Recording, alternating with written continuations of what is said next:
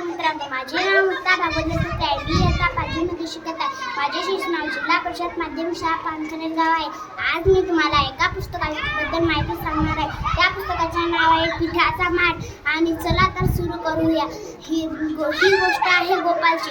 छंद त्याचा वेगळा, एकदा काम नको धंदा नको, एकदा का पोटभर जेवला की टेकून बसे आरामात. स्वप्नात होते दंग, सात सात होते स्वप्नात दंग.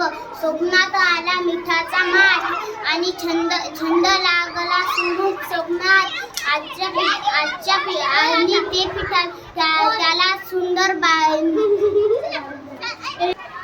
दंग झाला विचार. स्वप्नात आले पिठाचा माठ, माठात होते पीठ.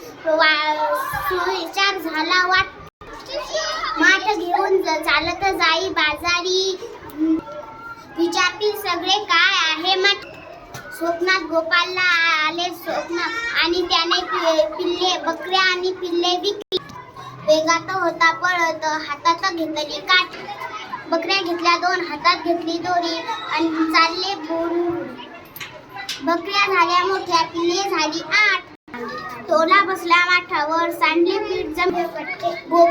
गोपालने मारायला घेतली हातात काठी. पोरांच्या मागे लागले पाठी. गायला देई रोज चारा, दुधापासून केला मिठाचा दही. अरे माझं काय नशीब, हातातल्या काठीने गेले पीठ जमीन. असा आहे माठ, माठात होते पीठ, पिठात आहे. पोर झाली फार, सुरू झाली दंगामस्ती. डोक्याला खरं स्वप्नात त्याच्या गोपालच्या. दंगा झाला सुरू, येईना त्याला झोप, आता काय करू. शेताची गोपाल रंगले